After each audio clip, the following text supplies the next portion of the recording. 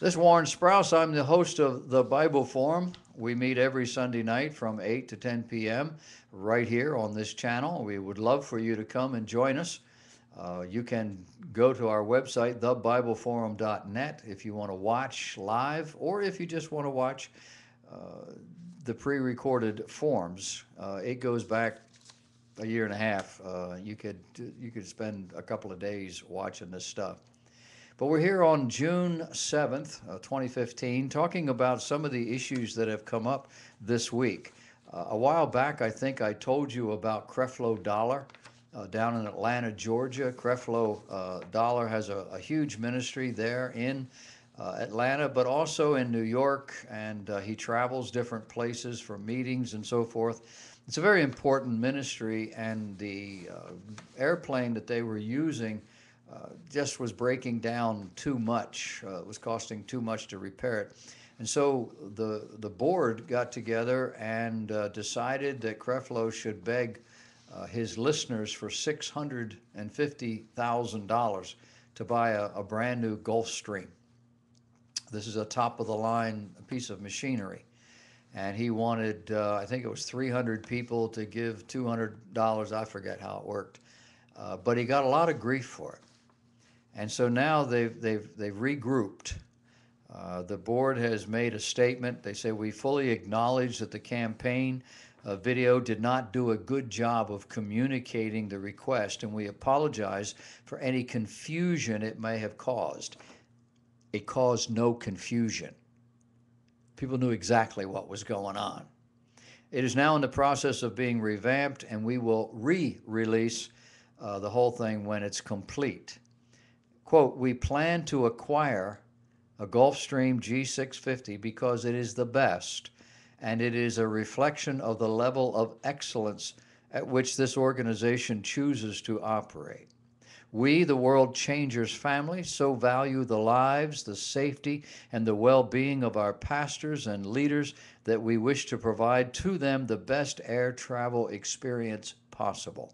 A long-range, high-speed, intercontinental jet aircraft is a tool that is necessary in order to fulfill the mission of the ministry, the board said. I don't always like to burst people's bubbles, but it has to be done. This is not a tool that is absolutely necessary in order to fulfill the mission of Christ. The Lord Jesus Christ walked everywhere he went, never went more than 90 miles from home, and he altered humanity forever. These people want a Gulfstream, they're entitled to it, go for it. But stop pandering. Stop playing on the gullibility and the emotion of Christians who really think you're doing a good job. With the technology today, people don't have to go anywhere. And if they can go, want to go, there are commercial flights. Get one. They're safe. You don't need to go in a private aircraft. Well, I got to go to New York on Saturday night to do my big rally there at the Madison Square Garden. I got to be back for church. Gotta? Another issue that came up this week was a church in Indiana. You might want to go out and join this church. I don't know what your ideas are. But 59-year-old Bill Levine says his goal was to make a fellowship of like-minded souls a place where they could gather together, disciples he called them, with other disciples. And they have filed and have been given a 501c3 tax exemption for their church. Their church is entitled the First Church of Cannabis. It is in Indiana, and you're welcome to come if you want to. He says there are other religions, just not the kind that are satisfying our need. But there's a lot of religions out there, he said, that will satisfy your need for spirituality. Has your faith left the standard church doctrine? Well, I have an answer, and it's the First Church of Cannabis, a church based on love and faith, with the plant we know and love. They were able to get this up and running with a GoFundMe website. GoFundMe website. You know, when the baker, I forget which one, was being fined a huge fine because they wouldn't bake a cake for a same-sex union kind of a thing, GoFundMe took them down. They wouldn't let them raise money on that. But a church where you can go and smoke marijuana, why not?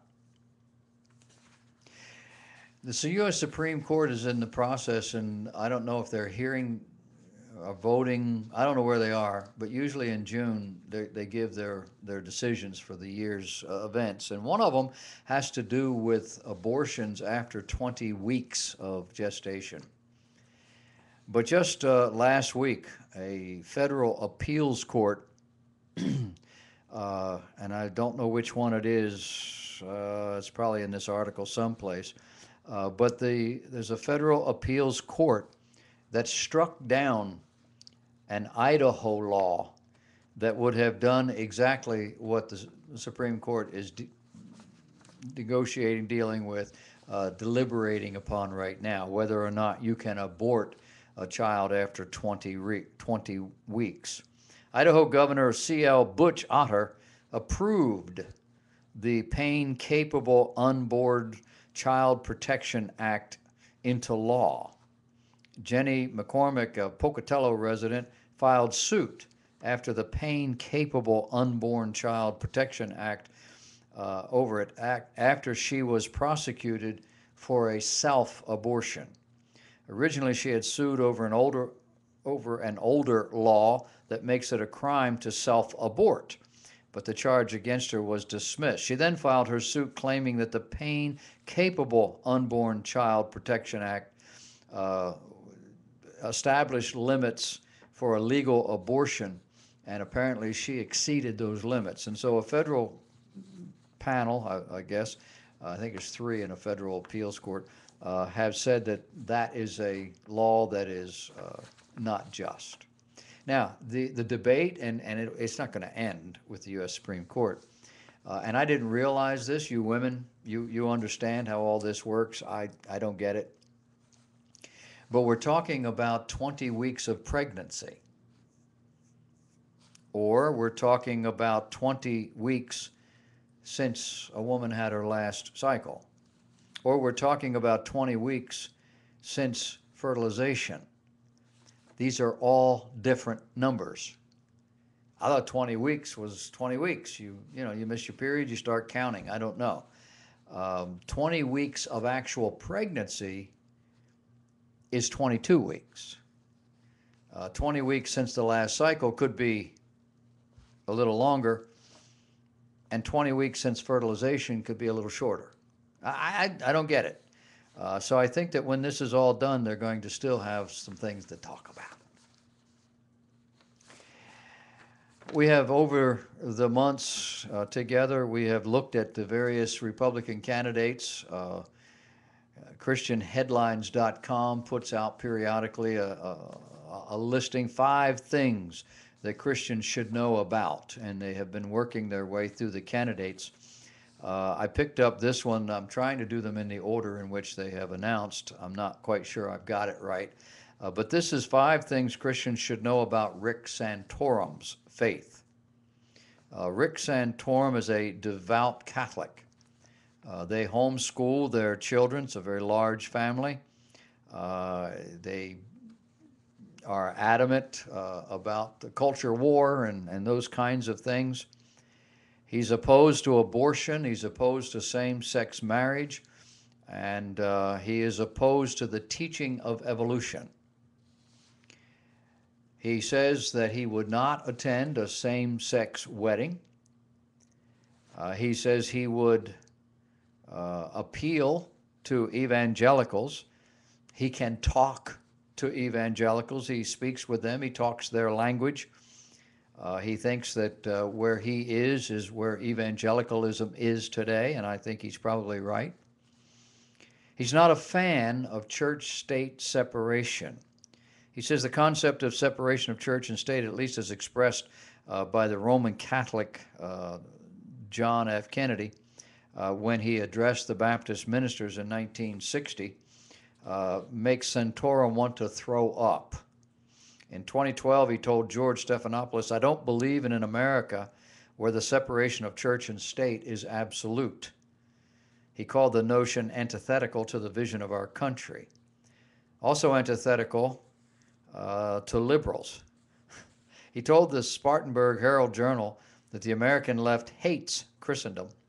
And according to ABC News, he also told a South Carolina town hall that the national ideal is rooted in the Christian ideal, in the Judeo-Christian concept of the person, and not in any Eastern faiths or personality. So he doesn't see that you can really separate church and state, although I think he probably does believe in some form of church-state separation, at least in the way the founders meant it, that the state cannot interfere with the church, not the other way around.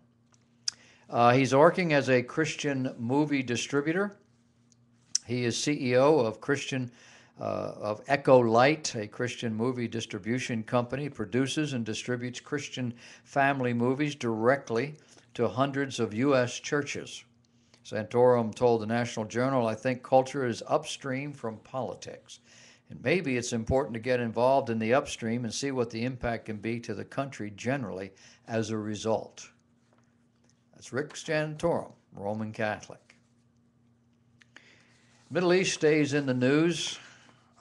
Something that has happened this past week that had never happened before and does not bode well is a report out of Tel Aviv indicating that Iran-backed rebels fired Scud missiles into Saudi Arabia.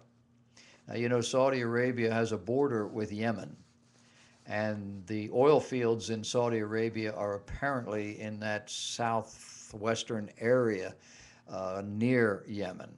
And Iran is the one who's funding and supporting the rebels in Yemen to take over Yemen.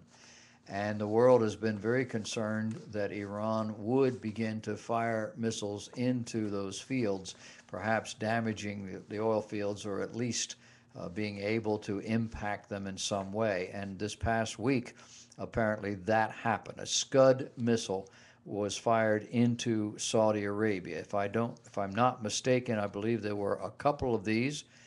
But the Saudi Arabian news agency reported that both were shot down.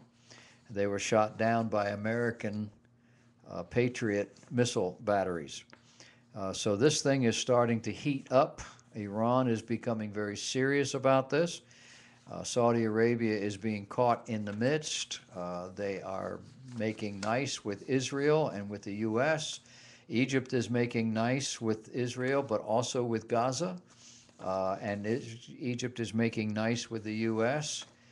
These are very strange developments. It does not bode well.